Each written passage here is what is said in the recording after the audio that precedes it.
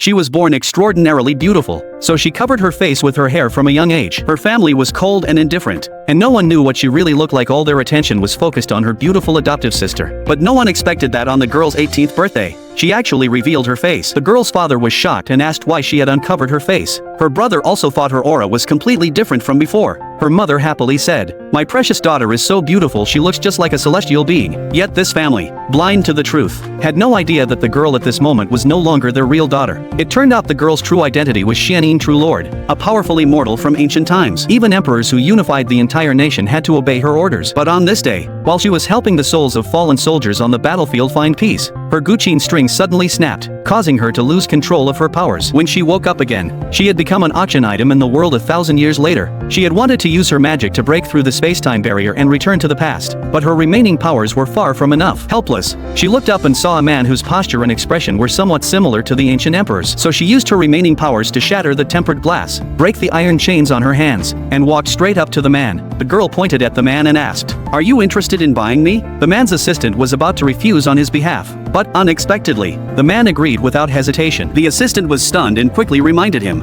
"We're here to buy medicine, not a person." The man himself was confused somehow. He couldn't help but want to do what she said. 10 minutes later, the assistant got the girl's information, and only then did the two realize that the girl was the family's long-lost biological daughter. She had been found and brought home a year ago, but because she was insecure, she was never treated well at home. The girl said to the man, "Take me home." The man muttered to himself with her arrogant attitude. She didn't seem insecure at all. Just as he was about to leave the girl and go away alone, the girl saw at a glance that he suffered from a chronic illness, and that it would flare up severely the next day. The assistant, seeing her pestering endlessly, was about to teach her a lesson for his young master, but with just a wave of her hand, the girl froze the assistant in place, unable to move. The man was confused. How could someone so young have such a strong presence?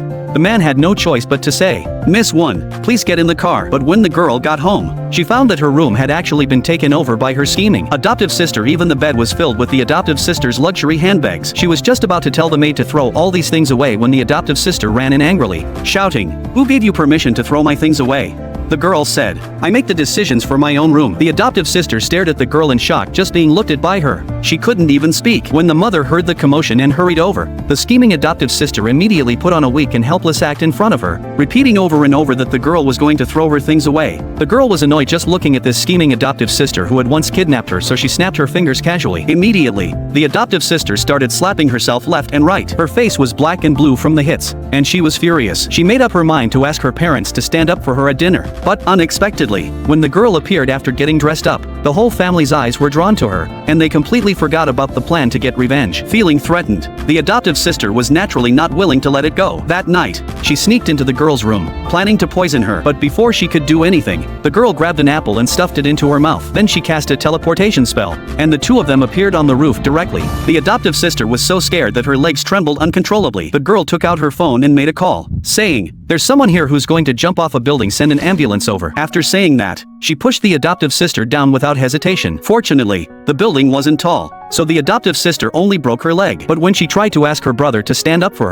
her brother was uncharacteristically angry and asked why she had gone to the girl's room in the middle of the night. To avoid exposing her plan to poison the girl, she had to make up a lie on the spot, saying she had been sleepwalking. Her brother retorted, "How could you know it was Wen Qian who pushed you if you were sleepwalking?" Her mother tried to smooth things over, saying, "Even if she knew, you slipped and fell while sleepwalking, it's not unfair to her, right?" The adoptive sister was furious inside. Obviously, it was her who pushed me, and now I have to take the blame. I'm so angry.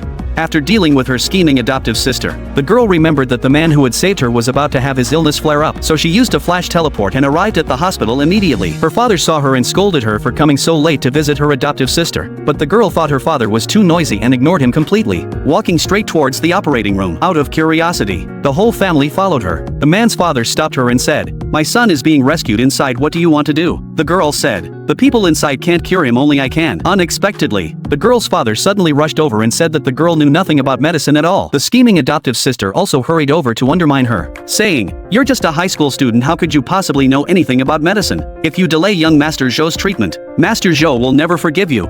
But unexpectedly, at that moment, the man's assistant told the tycoon, the man's father, that it was the girl who had predicted the young master would have a severe illness attack today. a day earlier. Upon hearing this, the tycoon immediately saw hope and agreed on the spot to let the girl treat his son. The girl didn't hold back either after entering the room. She directly stopped the doctor who was performing the rescue, saying bluntly that what they were doing would only kill him. The angry doctor was about to kick the girl out on the spot, but the girl used a freezing spell to keep him from moving. Then, the girl channeled her true energy into the man's body. This scene left the old hospital director dumbfounded. The girl said, "It's done, he's fine now." But as soon as she walked out, the man's breathing stopped completely. The doctor, terrified, had no choice but to push the man out. He claimed that the girl had delayed the rescue time, which was why he couldn't save the man. After saying that, he suggested calling the police to arrest the girl. The mother quickly said she was willing to take responsibility for the girl. The adoptive sister took the opportunity to urge her parents to cut off all ties with the girl. The father, afraid of getting involved, agreed on the spot. But just then, the tycoon noticed that his son's finger had suddenly moved.